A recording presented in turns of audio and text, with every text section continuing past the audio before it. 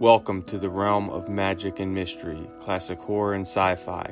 You are now entering the House of the Unusual podcast with your hosts, Eddie and Joe. Welcome all you cool ghouls and friendly fiends. It's the House of the Unusual podcast. I'm your host, Joe Pavlansky, and with me are my good buddies, my co-hosts, those mighty titans of the industry of magic and mail order mysteries, Eddie Guevara and Chuck Caputo. Hey. What's up, everyone? All right. Hi, guys. How are you? How's everybody? Not too bad, man. It's a hot day here in Northeast Ohio. I'm sure you're feeling it too, Chuck. Eddie, how's the weather on your end? It's very hot over here. It's actually, I can feel it right now. It's I think it's going to go up to 81 here, I heard today. Yeah. I think we're at 79 right here. I have my air on in the house. I got my air condition on in the attic. I'm sweating, man. I hate this. I think we've discussed this before, but I hate this time of year. I hate, because I work nights. So by the time I get to bed, it's like 7, 8 in the morning. And then I wake up around noon or so. But I hate waking up and the sun's out and the sky is clear. I miss the cloudiness. Or it's just starting to get dark, or, the snow, the rain. I miss all that. I don't like these bright sunny days and hot weather. How about you guys? Yeah, I could feel you, man. I used to work part-time when I was in college years ago. I worked the midnight shift, and I know what you're saying. It's difficult to sleep in that kind of weather when it's bright and sunny and everything. I know what you mean. Yeah, I wish it was cloudy and all that when I wake up, and but yeah, I don't like the sunny day. I agree with you, Joe. I mean, I like sunny day and stuff. If I'm going to go out, like if I'm in Florida or something, and I want to see some souvenirs and stuff. But that's different. Yeah, right now it's hot. Yeah, and then with this, it comes yard work. So I hate doing yard work. I'd rather sit in the corner and watch paint dry than go out and have to cut the grass or do any type of yard work. So this weather just sucks all the way around. In the summertime I stay in the house. I keep the air on and I stay indoors. I am not I'm not someone to go outdoors when it's hot out or humid, especially when it's humid. So so I stay and watch a good horror movie or read a good book, or screw around on the House of the Unusual forum, do something like that rather than sit out in the heat. So I agree, because you know what? It's the problem is when you go out in a hot day, the only thing I dislike is say for example, you go out, you walk inside, and the first thing is somebody will tell you smell like outside. Like, I don't know if it's just like but you do, your whole body stinks like you're outside, I always figured it's easier if you're cold, it's easier to get warmer than it is if you're hot, and easier to cool off. Yeah. So, but anyways, Chuck, what's new with you, man? You guys, now that the weather's broke, you guys taking more long walks in the cemetery? Yeah, absolutely. You know what? I kind of adjust to this type of weather, and we went golfing the other day. We did 9 holes, and I tell you what, beautiful day. It was very low humidity. And 9 holes is enough. I can't do 18, but 9 is good. Sherry went, and our one son Nick, and I tell you what, it was a blast. I mean, it's a very frustrating game. I mean, I just kind of roll with it, And I always, when I drive, I always slice to the right. I mean, it's a very frustrating, but you know what? It's good exercise. I love it. It's just a lot of fun. So we want to get back more into that. And I wrapped up a bunch of Easter shows for the kids. They had like their little Easter, different types of outdoor types of things with the egg hunts, and the Easter Bunny made a guest appearance a few times and everything. So it was kind of cool. Nice. Yeah, you know what? So I've been doing a lot of outdoor shows, actually, believe it or not. And the one day was really cold. I think it was it Saturday maybe? It was cold, actually, cold and windy. And but you know what? Hey, the show must go on, right? Absolutely, yeah. Something that's really kind of funny I want to tell you guys. If you ever take, let's say, like I remember it was a real hot day one day, and I don't know what it was. I bought a gallon of water, and it was so hot. I mean, I was thirsty. I was kind of sweating a lot. And I drank, but it was a cold gallon of water. Like it was really cold in the refrigerator. When I drank the whole gallon, I remember this happened in work, and I'm wearing a shirt and tie, I drank the whole gallon like within, I think it was half an hour to an hour, and I got so like within the next 10, 15 minutes, I was freezing. Oh yeah, Like I your was body looking to put on temperature. a sweater or something. It was Yeah, your so body funny, man. temperature goes down. I know what you're saying. That's Big the time. same. That's the same if you eat a bunch of ice cream or something. Yeah, you get cold, you get a chill, man. Been there. Yeah, definitely. So, Eddie, what's new over at House of the Unusual? What are you working on now? The chill of the night. What am I working on now? Tell you what I'm working right now is I was saying to myself, man, we should become a full-time seller of 7-foot monster ghost. Uh-oh. Uh, the other day made me laugh. I'm going to my storage, and I must have spent like 5-6 hours or more in my storage. And I was like, you know what I'm going to do? I'm going to empty everything, and I'm going to fill one up to the top, to the very door, because I'm trying to empty one by the end of the month, so I don't have to have 3 10x10s and one 15x15. I'm trying to stick everything into the other 3 to save some money. Now, when I'm doing that, I see a box with I think I made about 12 ghosts to have them ready. So I see a box, and it's got 3 left of the Craig Tobeck signed ones. And I'm like, well, you know what? I don't know if I'm going to sell them because it's 120. I already sold like 8 of them. I don't think people are going to really. So I stick it all the way back because I figure, I'm going to keep them. You know what I'm saying? And that same day, I get in the car and I hear ching. I go, what the heck? Some guy Oh, you bought one. who Chuck had recommended me. This is a funny thing. Chuck is the guy that asked you about the ghost. And he wanted it because when he was a kid, him and his best friend ordered it. And what happened is I think his best friend was getting married, and he wanted to give it to him as a wedding gift. And he wanted to sign one. So I'm like, are you kidding me? Now, what am I going to say? No, it's $100, whatever, I had to go back to the storage and redig it out. And I was like, you gotta be. What are the chances of that, right? But it always happens. So anyway, I have ghost in my head, man. I'm like, you know what?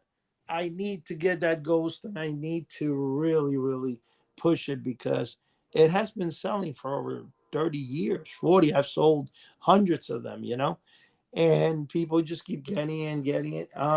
I even found it funny that some guy the other day, and the funny thing is I'm selling it like this month. I sold like 8 of them, It's like people are just buying it year round. In January, I sold a lot more than I did this month.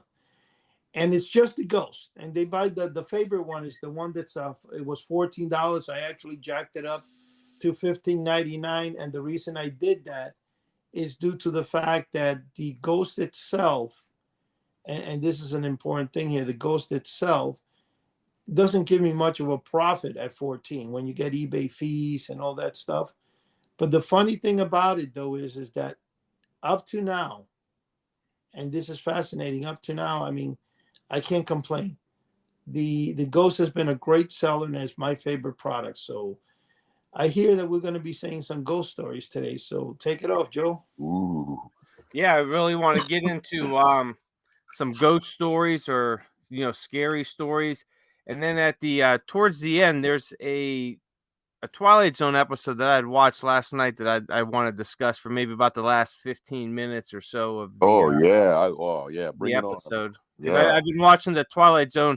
I'm going through season 1, starting from the beginning, from the pilot and moving forward, because there's a lot that I've missed. But there was one in particular that really stood out to me last night, and it really gets into a lot of the stuff that we talk about on here and the way our podcast and our minds are set up. But we'll get to that about the last 15 or 20 minutes of the episode here. But I wanted to talk about, ghost stories, scary stories, and all that.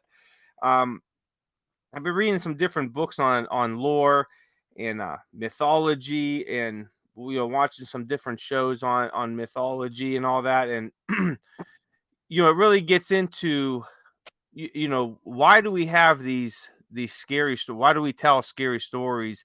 Why do we have these mythologies? Why is there urban legends and all that? And it was really something that kind of got me thinking, where did, we kind of, from a young age, sit around, tell ghost stories to scare each other. usually around a campfire or something, or we'll have our parents, usually, our father, who will tell us a ghost story to try to scare us. And, one of those kind of, old fashioned jump scares, like, who stole my golden arm? And then you lunge to the person and go, you did. And, hopefully they have a jump scare and run, like we used to do. This is all, of course, before the internet and all that other social media stuff. This is what we had to do. And this is what we did for thousands of years before that. But what was really fascinating and I was thinking is, how far back do, scary stories actually go? Were there cavemen sitting around a campfire going, talking about some dinosaur was chasing them or something, and maybe it was missing its head, or maybe it was a zombie type dinosaur. They had killed it, but it came back to life and started chasing them. It's stuff like that is, obviously lost to history, but it's interesting to think about, what did our ancestors discuss, thousands or even millions of years ago. And over the last 100, a few thousand years, we do know what they discussed, because a lot of it has been passed down orally or written in either books or parchments, diaries or whatnot. And we do know why there was a lot of these scary stories. And one was for, of course, entertainment, because, if you're living, 1500 years ago, you didn't have much to do except for you're working all day. Even as a child, you were expected to help out the family to basically survive. There was a lot of work to be done. It wasn't like today where, kids could go out and play. And some people could slack off. Everyone was expected to help out in one way or another, whether it was outdoor work, indoor work, or taking care of the animals, cleaning, whatever. You were expected to help out.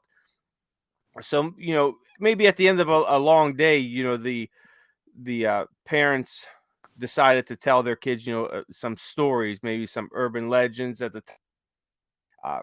Mythology stories, some scary stories. Vampire stories were always very popular. Ghost stories were always popular, but it's just a form of entertainment. Or maybe they told the kids, hey, if you wash the dishes today and you get all your chores done, I'll tell you a scary story tonight. And it might be a little incentive for the kids to do what they were supposed to do, because of course they're kids, and kids still have that it's still ingrained in them that to screw around, to have fun, to joke around, to play with stuff. So that was a good incentive for them at the time, when there was really nothing else. There was no they might have had maybe one or two toys to play with, and not much else to look forward to. So that would have been a big thing.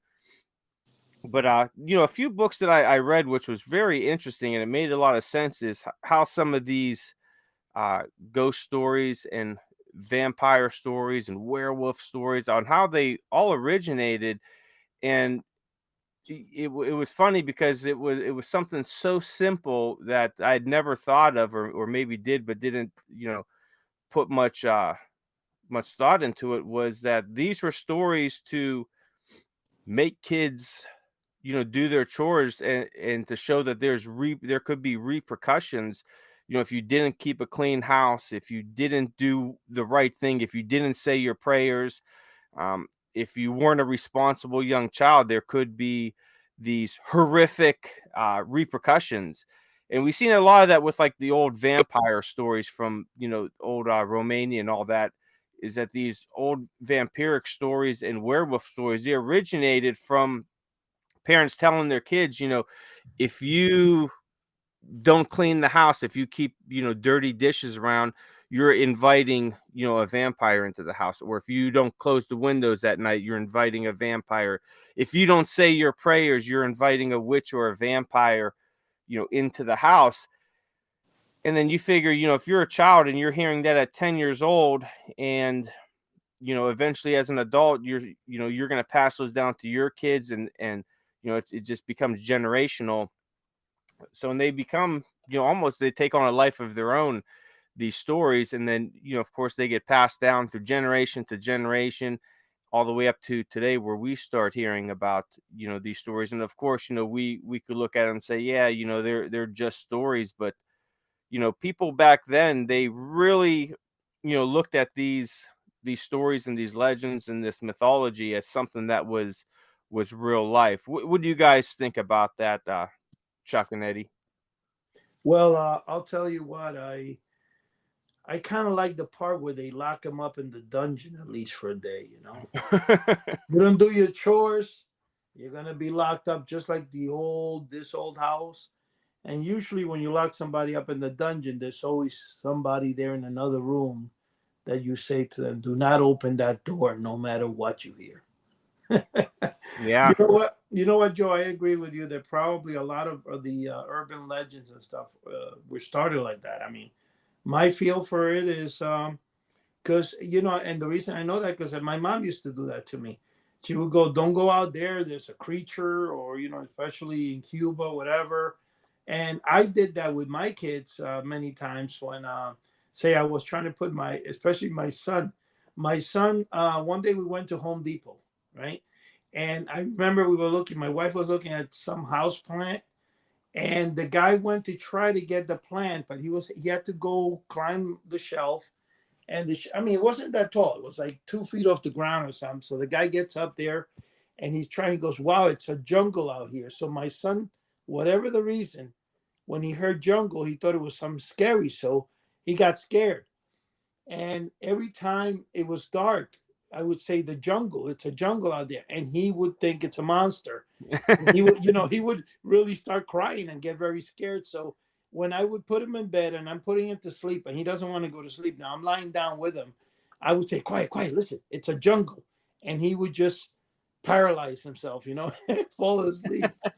So that's what it used to always make me laugh, because I didn't, just like one time my oldest daughter, we were going to Florida driving, and my wife seen a deer and she goes, look, that's a deer. So my daughter was petrified if you said there's a deer there. Like, I don't know in their imagination what they thought it was going to be, but it was kind of funny. And this is my oldest daughter. She's 36 now, which is so, but that's how I always did. I always said, hey, be careful or something, especially in the dark, because they never wanted to go to sleep. And you would say, be quiet, quiet, quiet. Listen, there's a jungle there.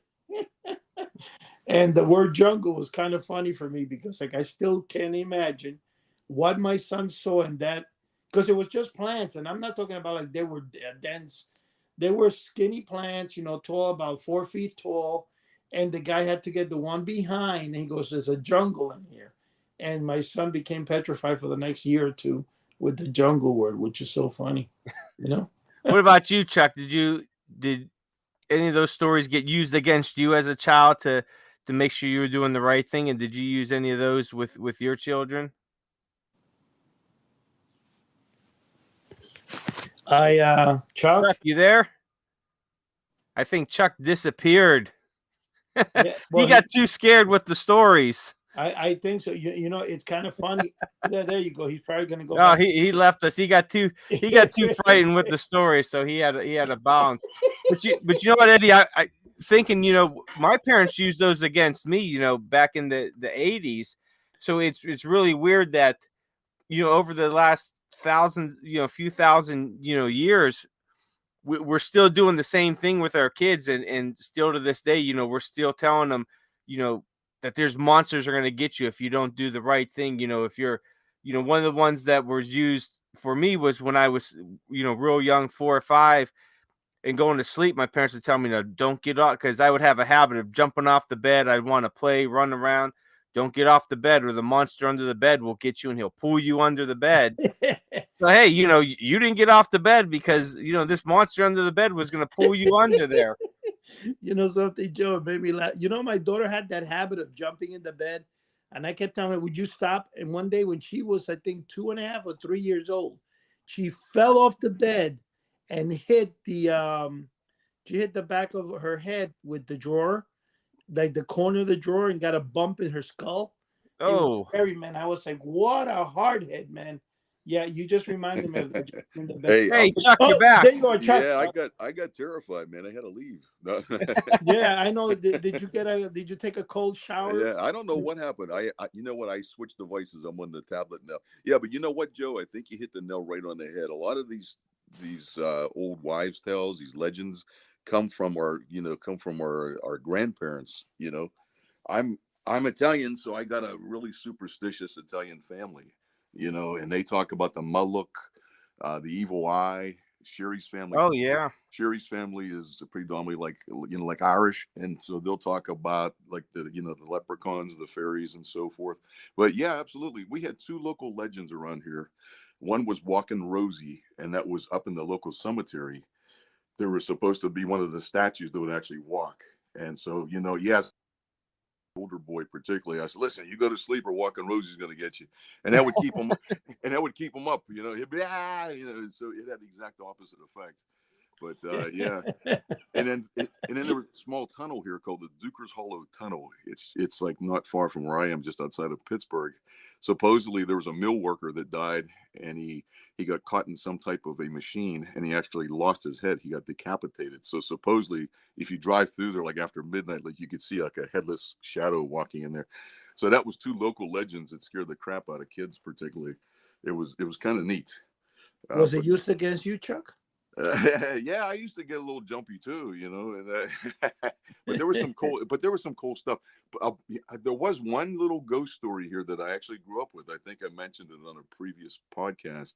When I was real young, every night, I don't know exactly what time it was, but would hear footsteps up in the attic, and I have no idea to this day what it was. I was a pretty young kid. I mean, if I was if I was my age now, I'd go check it out. So I don't know what my parents really did or anything, but we hear footsteps every night, loud, heavy footsteps banging, walking up and down the steps. And I know, yeah, there's a buddy of mine, Keith. He's a very good friend of mine. I actually grew up with him, and I told him about this, and he goes, "Oh, that was a mouse." No, if it was a mouse, he was like 200 pounds because there was. Is the mouse from Tom and Jerry? Yeah, it was a gigantic mouse with asthma because you'd even hear like, So that was the only really thing that I experienced, when I was a kid, and that scared the crap out of me, man. I tell you, it's funny too. Is along with these stories is that we have a lot of these, a lot of this, and tens of thousands of years is mythology with a lot of these different gods and goddesses over the years, and you got to kind of some of them could get pretty spooky themselves, but along with scary stories they were telling mythology stories about the different gods and goddesses they believed in, because something as simple not simple but something like lightning, today with our the science that we know how lightning is formed, right, and why it's there. But if you look, say, 1500, 2000 years ago, a lot of people, especially in like the Nordic area, said, oh, Thor's up there banging his hammer and causing, Yeah. the lightning, and depend if it was a lot of lightning, he could be mad at you. If it was a little bit, he was good with you. Or, they had their own versions of heaven and hell, and they would tell all these stories and all that. And they developed into, mythology over the years. And that's kind of like the same thing with, how we looked at vampires and werewolves and shapeshifters and all that, is that they've kind of turned into our own mythology. Is there really something out there, with all these cryptids? And we've talked about cryptids, in past shows and all that. But, could these be some of the things, that people seen thousands of years ago that they didn't know how to identify? Like, say, like take, for instance, Bigfoot. We see Bigfoot now, and today, with our, our education and, things that we know, we could objectively look at something like Bigfoot and say, okay, this is, this could be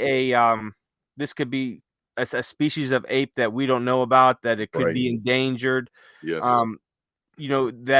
That has maybe kind of like the a close intelligence to human beings, and they bury their dead, they kind of stay hidden because they're afraid. So we could objectively look at something like that, or we could say it's an interdimensional being that goes in and out of this dimension, and all this stuff. But we could probably say that this is some species that we haven't discovered yet. That's maybe a little part of us, a little part of ape. But if you say they seen Bigfoot 1,000 years ago, could you only imagine how their imaginations would have ran wild with seeing something like that running through the woods? And then they would have probably turned it around to say, hey, there's this creature out there. He's a werewolf. If you don't, eat all your vegetables, the werewolf's going to come and get you. Yeah. Go ahead, Eddie. No, I was going to say, what you're saying about that, Joe, and it's very interesting, is the only thing with today also is, and I know your wish is kind of coming true with like ChatGPT, that computer program that, you can basically tell it to do everything. There's a couple of companies, I think it was Italy or not Italy, somewhere in Europe, they outlawed it. Like you can't even use it because they fear for if you put in any personal information, it actually keeps and stores it and it keeps learning. And then let's say I want to write a story and they have your personal information, Joe, it could automatically print it on my computer. So I think there's a lot of companies now cracking down on it, according to the paper. They're right now, if you try to input anything on Amazon, that there's bots. Bots are like robots. When I mean bots, they're a program.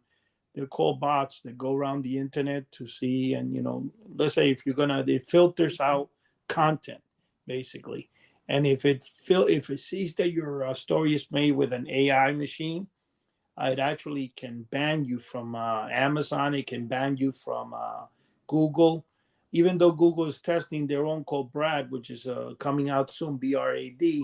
But I think, Joe, what you're saying is happening. They're kind of starting to ban a lot of that stuff, because what it does is that it learns and you can teach it, but it can, let's say, for example, you put your driver's license number in it, it stores it, and then it goes to the cloud, and it can be used to everybody that uses the program. Right. So because of that reason, they're actually, but it's true. Especially the reason I brought that up with ChatGPT is because I was looking at some photos last night and videos that you can only believe because it was caught on tape, and it shows cars one after another crashing into like an invisible wall. But the funny thing that in one of those crashes, you could kind of see that they're blocking with video what's behind like in other words, when the car is crashing, it's actually crashing into another car, but they kind of like double exposure it somehow. Oh, I see. Where it looks. Yeah. I don't know if you guys ever seen that. There's one of the TikTok videos or whatever video that they're sitting all in a room and somebody's dressed as a ghost. They have a sheet over them, right? Yeah. And then all of a sudden they're playing, and one of the guys pulls the sheet off, and there's nothing. They run for cover. Like, what the heck? Mm-hmm. There was nothing under the sheet. It's phenomenal. It's funny as heck, But you know what, Eddie? I'm glad you brought that up, because now with the internet, is we have a lot of these urban legends and scary stories that could reach a wider audience, whereas before social media, before the internet, it was within your family or within your community, or that story was centralized to a certain location. However, say like, for instance, Hookman, you could go across the country, and in different areas, there's different versions of the Hookman story. Everyone has their own version of it. And now a lot with these stories is that the same story could reach a wider audience. So you're having almost like the same type of story. It's not really changing too much. Now take, like, for instance, Slender Man. This was a new creepy pasta story that came out years ago, and it almost like developed a life of its own. Everyone on the internet read this story about Slender Man, and then it went worldwide. It became this huge phenomenon, especially with teens. And people were actually saying that they seen Slender Man out in the woods. There have been some murders attributed to Slender Man, where kids I remember that there was 2 teenage girls, I think. Yeah, where they said that they killed their friend for Slender Man. Yeah. So it's almost like these scary stories now are taking on a life form of their own.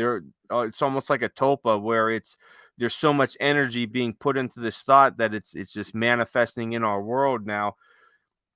So it's definitely changing. And now with, artificial intelligence, not only, through the chat, but what we could do through, like, Photoshop, Illustrator, through all these special effects things, is that you're really developing now kind of like video stories, like you were saying, on there, this found footage of ghosts and all that. And 99% of it is all made up. Yeah. And it's all these stories that they're putting, how we used to sit around a campfire and tell stories. They're now putting it into video format. Into What do you video. guys think of that? Oh yeah. And what's amazing, Joe, is a lot of these graphics, they're so good now that you really can't tell if it's real or if it's pretend, because both Yeah. my sons play like a lot of video games, and they showed me something that was the latest one of something. I don't remember exactly what. And I was looking at the graphics and the people walking and moving, and I couldn't tell, to be honest with you, if it's real or if it's like a fake type of a graphic. I mean, that's how good it was. And now they're saying, all they need is about, a couple seconds of your voice, and they could put it into artificial intelligence, and it could emulate your voice exactly. Yeah, that's And scary. there's all these deep fakes with videos and everything. So it's really kind of, in my mind, getting out of hand. But we've talked about AI and all that, and that's a whole different show and everything. And I Right. want to wrap up the scary stories here and really get into the Twilight Zone, which this will be a little bit kind of a lighter topic, because we got get kind of dark with the scary stories. But Eddie and Chuck, just before we're wrapping up the scary stories part, is there anything else you guys want to add in relation to that? Any stories that you remember from a child that you want to bring up? Well, the only story that I remember as a child, which is kind of funny and a scary story, is when I tried to build my 7-foot monster ghost, and I was so excited. I built it, and even though my expectations were not really met, I still really cherish it. And the first thing I noticed is, man, this thing told me to put a hole right in the middle of the sheet. It's only about 4 feet tall. What happened to 7? Then I figured maybe because if you keep a 7, enough off the ground, it'll be 7 foot tall. And then when I put it up, it got next to the old-fashioned lamps in the ceiling, because New York City has apartments that are super old, right? So they had the old oil lamps, and apparently, it's so just think of a ceiling lamp without the hood. So I stuck my little fishing line through the hole in the thing, and as I'm lifting up the ghost, it got next to the light bulb, and pow! Yeah. That was a very scary story for me. No, but one thing before we change, I wanted to bring up something about AI that's kind of creepy in itself. And Joe, you could put your input in a couple. But anyway, they're actually taking people. They're taking dead people's relatives or whatever relatives you have died from you and you want. They take a picture, the cleanest picture they could. They might even fix it up in Photoshop a little or whatever. And then what they do is they take a recording from the person. They create a chat bot. I have heard about this. Yeah. And Wow. the people are actually, and now you want to know something, and I wouldn't be surprised. I was thinking, and I bet you it's probably being done. I'll bet you that in the same way, the sex, the sex part of it would be, they get those life-size dolls that, people, they look like real. They could probably, you ever guys seen in Halloween those masks that now generate a face? Oh yeah. You put it on, and it's like it looks like it's flat, and Right. you see a face, and it talks to you. Well, imagine if you stick that with an AI. Say, for example, a nut. Remember that guy that kept his wife alive, not alive, dead in his room in Florida? Oh, that's Von Kossel. Yeah. Yeah, that nutcase. Imagine they take somebody who died, a husband or wife, they record their voice, they get a life-size dummy, replicate their face where it appears and stuff, and then they put a chatbot and talk to it. I mean, people are nuts, but that's how weird that shit is getting.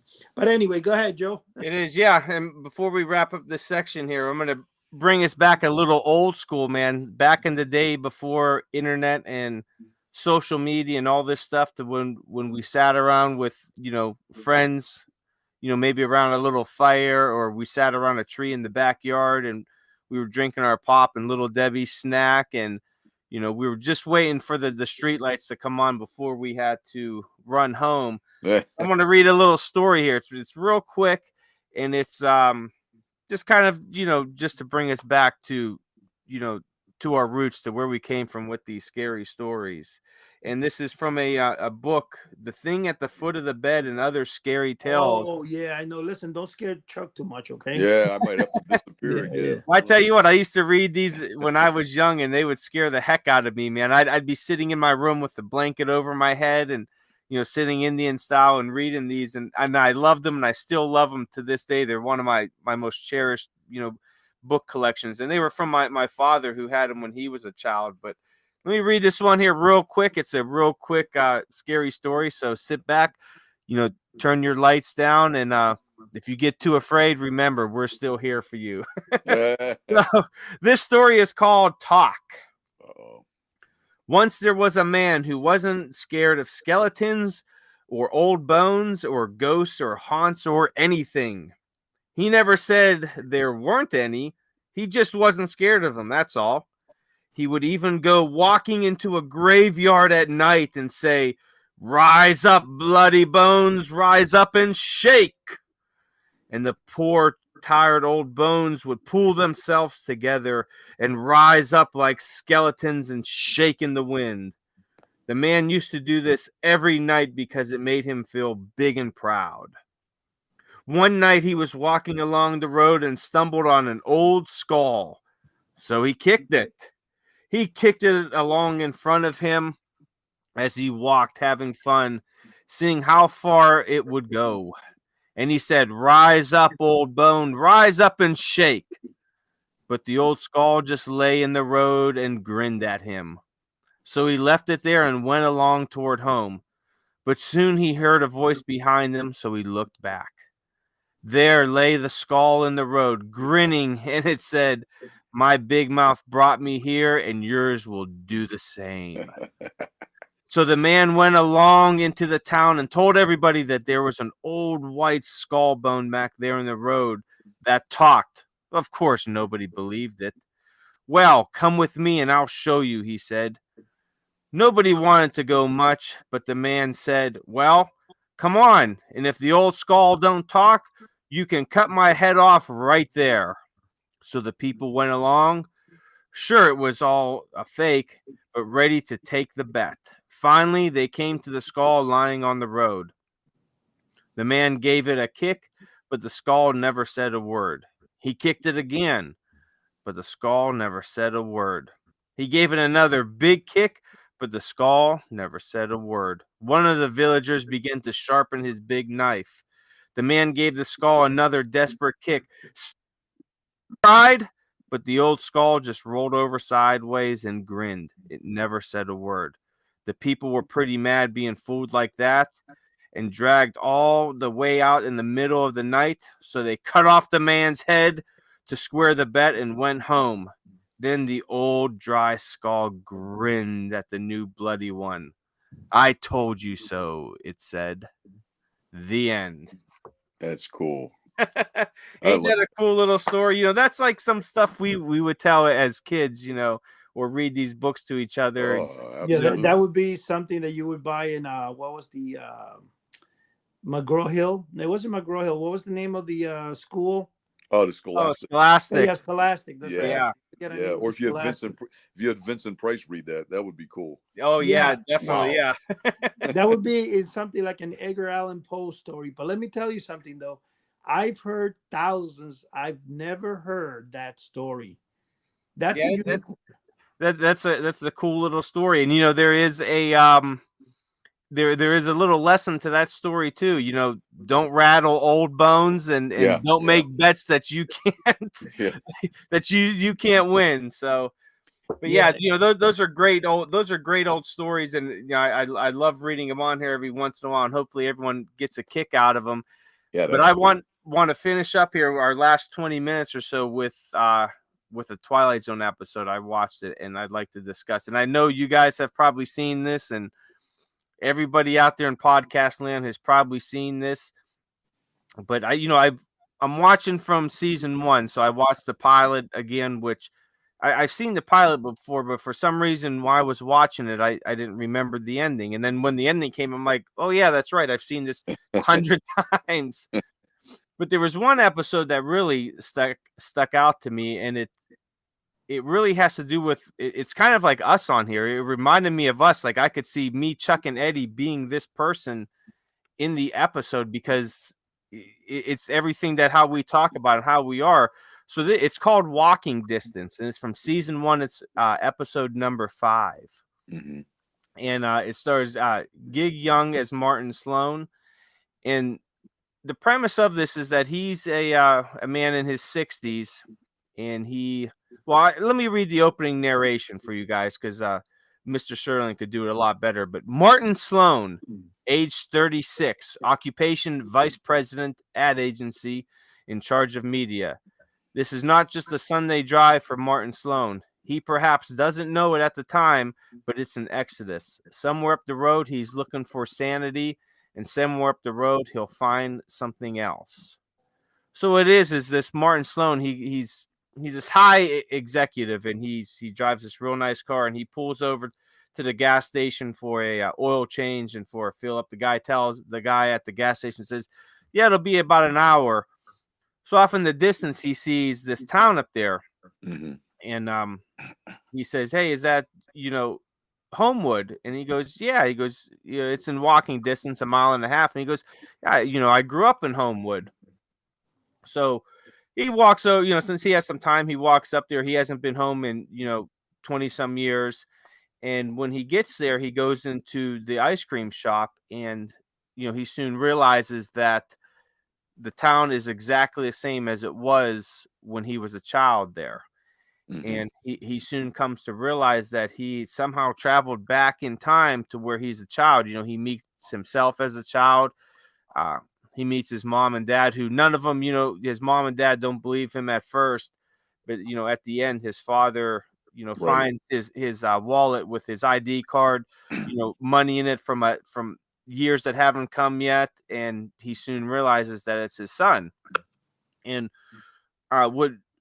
what Martin Sloan is looking at doing, because he's in the hustle and bustle of adult life, and he's really yearning for that time when he was a child, where it was, he would sit at the ice cream shop every day, where he would run around the park with his friends, where he could listen to the bands, go on the merry-go-round, and he could just have a lot of fun, and he's really missing that time, like a lot of us do.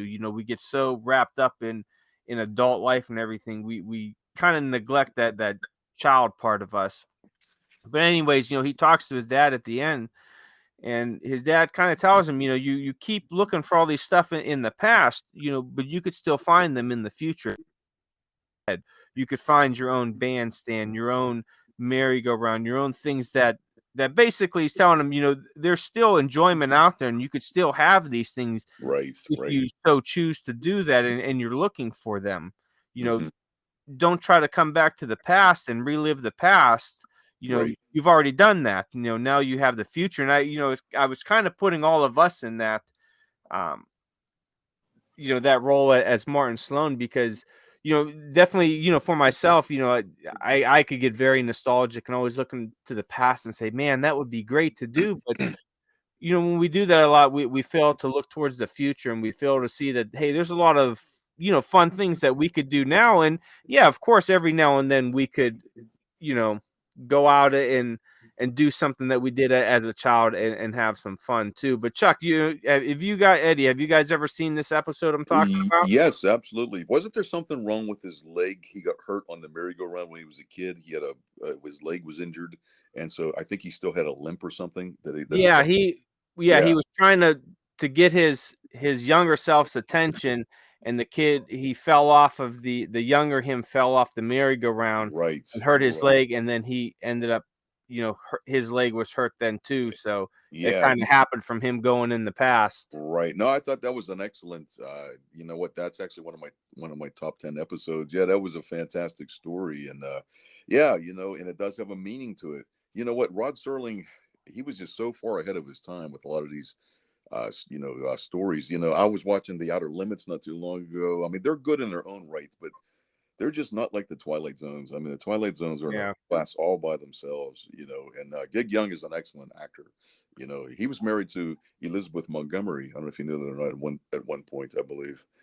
And yeah, he was a fantastic actor. But that was a great story. That was fantastic. It was, and I tell you what, the closing narration was awesome too. And I'll read it here for you guys too, and everyone out there, because it really kind of sums up. You know, of course, it sums up the episode. But so Martin Sloan, age 36, vice president in charge of media, successful in most things, but not in the one effort that all men try at some time in their lives, trying to go home again.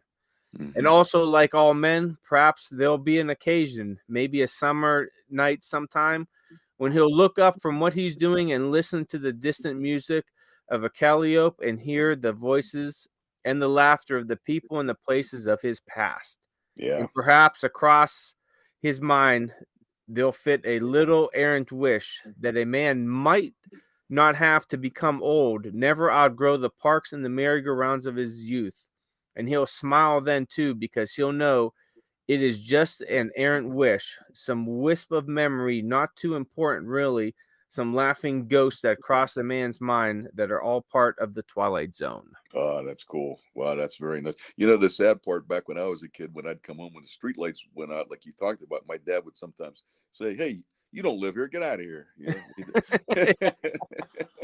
I'm just teasing. But you know, it's we all have that part of us that wishes to go back to when we were, absolutely, a child, and we talk about that all the time here. And I'm sure Eddie wishes he could go back and, with $1 million and buy up all the mail order stuff that came out at that time in his robot monster plans. Absolutely. Hey, how about the price when he went to the soda place? Like you said, I think for an extra scoop of ice cream, it was like 5 cents or something. I mean, it was ridiculous. 10 cents, and then when he was in the normal time, it was 35 cents. I'm like, well, that's not really. It was just ridiculous. That was crazy. Actually, I would buy a vanilla egg cream, which was very popular in the 70s, with a toast, and the total cost was 45 cents. Wow. It was, I think, 50. It was crazy, but that's how much I paid.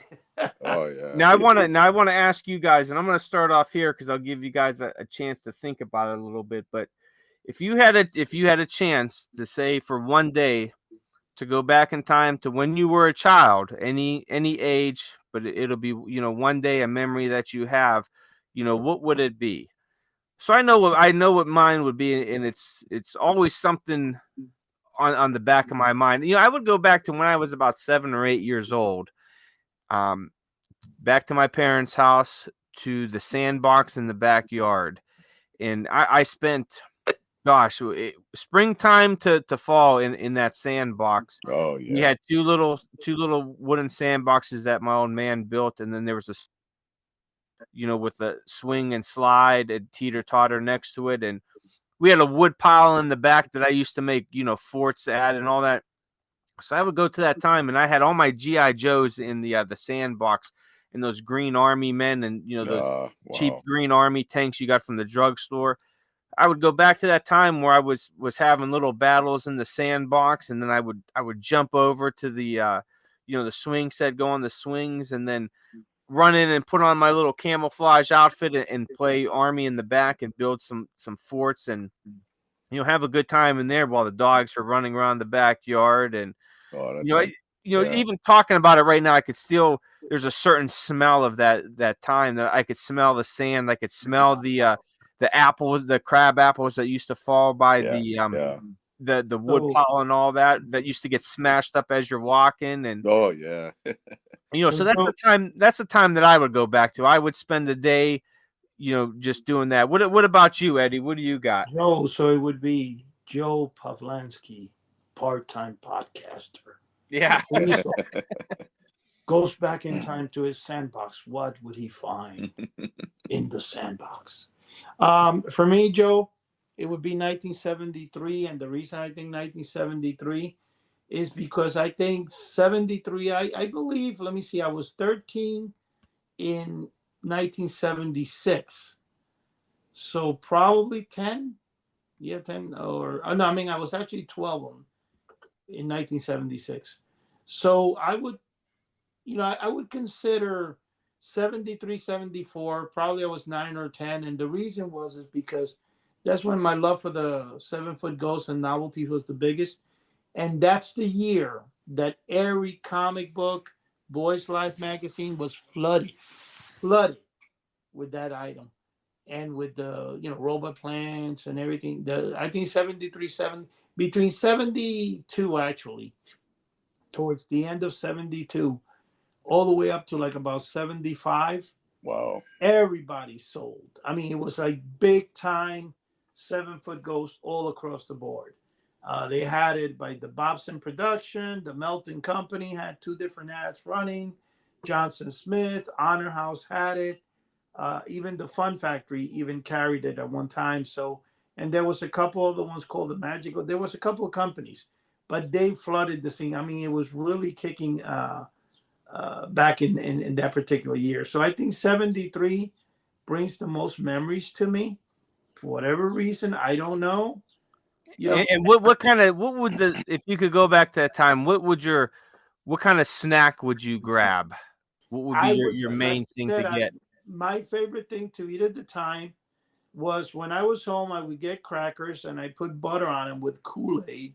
And I always had like grape Kool-Aid, or I would have a slice of pizza with, if you guys remember the old drinks when you used to go to pizzerias, that they had, it was like a fountain drink, but it was like Kool-Aid and Oh strawberry. yeah, that was good stuff. And it looked like a fish tank, and Yeah, the water would constantly be going around. that was cool. Yeah, that I always used to like that. But one of my favorite things was also, again, a toast. They make a toast with butter, and with the toast with butter, I would have a vanilla egg cream. Now, with a vanilla egg cream, for those out there that would ever want to make one and see what I'm talking about, vanilla egg creams and chocolate egg creams were the greatest thing, back in those days, even in the 60s, and very popular in the Coney Island era. What area? I mean, what it is just basically you get seltzer water, Mm-hmm. okay, you get milk, and you get vanilla syrup. Now, the vanilla syrup I'm talking about is like the one that when you go to Starbucks that they put vanilla syrup, but you can buy you can go on Amazon a gallon. I think you have to buy a gallon of it or something, like $15, but you'll make like 1,000 drinks out of a gallon, right? So what you do is you put vanilla or chocolate syrup, okay? You're talking about in a tall glass of just a regular tall glass, a 12-ounce tall glass, whatever. You put no more than half an inch on the bottom. You put about what is equivalent to 2 tablespoons of milk, and then you fill it up with seltzer water and stir it. You got to be careful because it's going to spill over the top. That's vanilla egg cream. Yeah, And good That's stuff. that is phenomenal. That sounds good. We need to add it to the website along Sherry's recipe for the hot apple cider. But Chuck, what about you? Where would you go back to? Yeah, I know the exact night, 1975. I was 11 years old in fifth grade. Man, for some reason that rings a bell. You know what? I used to sleep on the front porch with sleeping bags, sometimes with my dad, and it was the coolest thing. I had fantastic parents. They were really good parents, and so we'd sleep. So we slept out that night. The next day, we were all set to go to Kennywood Park, and I had my tickets. Back in those days, there was no ride all day passes or anything. I had $6 worth of tickets where you tear them off, one ticket per ride. And if you had $6 worth, it was like, wow, you're going to ride all day. And so it was just cool. You know what? I had a few comic books on the porch. I would like to draw. I had my pencil and pad. I'd always draw cartoons and so forth. You know what? I think the one common thread with all of us, and all the listeners as well, is that, you know what? When we look back on our childhood, it was a simpler time. I think it was a happier time. Before we face the cold reality, of, raising kids or out here in society. Things have changed. So I Yeah. think it's a comfortable place, man. I mean, and it's great to have these memories. Chuck, did you sleep out? The reason you found slept out with you in the patio was since you said when the lights come on, he would say, "Hey, kid, where are you?" Maybe he felt bad and he didn't just want to leave you out in the road by yourself. Yeah, probably lock the door and let Walking Rosie get a hold of me. I don't know, but but it was fun. I enjoyed it. It was a great time, man. Yeah, it definitely was. And so if you could go back, Chuck, what would be the one thing you'd want to, a little snack or something that? Yeah, I used to always like those the freeze pops where you put them in the freezer and you cut the end off and you squeeze the grape or cherry, whatever kind of frozen liquid was in there. And I used to like those a lot. It's amazing we still even have teeth with the stuff we used to eat. Yeah, really. I tell you what, if I could go back, and you could still find this stuff today, but at the time, it would have been a Yoo-hoo and a Little Debbie. Oh and, yeah. and I remember the Little Debbies were about 25. They were 25 cents, Oh yeah. and the Yoo-hoo was about 49 cents. And so with $1, you could get both of those. And we used to walk up. We had a store about a block up from my house, a little less than that. And me and my dad would always walk up there, and he'd let me get a Yoo-hoo and a Little Debbie brownie, and I loved that. But I tell you what, I'd also, there's also some other snacks from that time that I would love, and of course they're still around, but as I'm older, I got to kind of watch the stuff that I could eat. But the handy, remember the handy snacks? Oh yeah. Where you put the cheese on the crackers. Definitely. Oh yeah, definitely. Yeah, those. Yep. Yeah, I remember those. Those, and I used to love the Kool-Aid. I think they're Kool-Aid coolers. They came in with little plastic bottles, and you take the top off. And oh, those are cool. Yeah, those were great in the summertime. Hey Joe, did you ever wonder what Yahoo was made of? I don't even want to know now. Yeah, don't. I mean, no. When I was a kid, I thought it was like, isn't that chocolate milk? Yeah, it's like chocolate milk, water, and a bunch of chemicals. Same thing with, It's funny because I love Little Debbie since I was a little kid, and I about 5 years ago I stopped, eating anything with milk or dairy in it.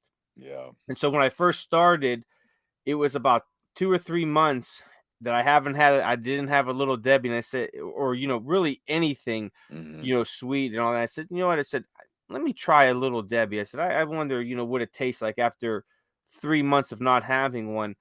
And honest to God, I think I took 2 bites and threw it out. It's out the last bite. It tasted like just chemicals. It was so horrible. I said, is this like, this is the Little Debbie, man. This is the thing that the Little Debbie brownies that I love since a child. And, now it tastes just like chemicals. It was horrible. I couldn't, like I said, I think I spit out the second bite and threw the rest away. Joe, because the brownies, the Little Debbie's brownies are the best, man. I still, whenever I have a chance, I get one. I mean, once a year or two, but they're phenomenal, man. Oh, I couldn't do it, man. It just tasted too chemically to me. And it's the sweets. They're very, what? I got to watch my sugar, man. Yeah. What about this title, Joe? But just himself and Little Debbie's. Yeah, but if I could go back to when I was young and have them, man, they were good as heck then. So. Oh yeah. Yeah, but then you know what, you had a Little Debbie and a Yoo-hoo, and you went out and you ran around for the next 6 hours. Now we just, we sit around a lot, or maybe go to the gym for an hour. So we're not as active as we were, in our single digits and everything. I tell you what, I got to take an extra metformin if I eat too much sugar. I don't feel good. I tell you what, when I eat a lot of sugar, man, I just feel like drained, especially if I eat it before bed. I wake up with a headache, and it's I know. Really, Joe? Yeah, I can't do a lot of sugar. No, me neither. As much as I love it, and I tell you what, I do love, sugary things, but yeah, it's the older I get, the more it ain't working out for me. I wonder if that's why sometimes I'm just like out of it, man. Oh, because I have a sweet tooth, man. Yeah, it definitely could be it. When you get my age, Joe, you'll see even a big difference. Oh yeah, I could imagine. But hey, guys, we got to wrap it up here. We got about 2 minutes here, and I just want to do a little house cleaning real quick and tell everyone, head over to houseoftheunusual.com. That's our flagship site. We have all of our links there for the podcast, Etsy, eBay, all that good stuff. We have a free forum site there that you could join, talk with some like-minded individuals, show off some pictures of your collection. Also, we're on YouTube. Just searching House of the Unusual. You'll see us pop up. Subscribe to the channel, like the videos. Eddie and Chuck are always putting out some really cool stuff on there, so make sure you're checking it out daily. Also, man, if you guys go to monsterbashnews.com, the Monster Bash conference is coming up this June 16th through the 18th at the Marriott Pittsburgh North. It is going to be fantastic. We talk a lot about monsters on here, and hey, that's the place to be for classic monsters. So make sure you check that out. Also, mymoviemonsters.com, the Castle of Frankenstein issue number 37. They are now taking pre-orders for that, so go on there, make sure you pre-order that. so you don't miss an issue. Issue number for Scary Monsters, the Monster Memories Drive-In Edition, issue number 130 is now shipping. It's also out at your local bookstores, so make sure you pick that up. I do not have an article in issue number 130. However, I will have one in issue 131 and beyond. They were just so overwhelmed with articles for that, and I told them, hey, here's a little one if you guys could use it. If not, cool. I'll never buy it. They're going to put it for issue number 131, which is fine with me, because I tell you what, that drive-in issue is packed with a lot of good stuff. So, guys, that's all that we got for today. Everyone out there in podcast land, please subscribe to our podcast. Give us a good review if you so choose. And thank you for joining us. Good night, everyone. All right. Good night. Not buy the issue without Joe. Okay. Good night. Take care. God bless.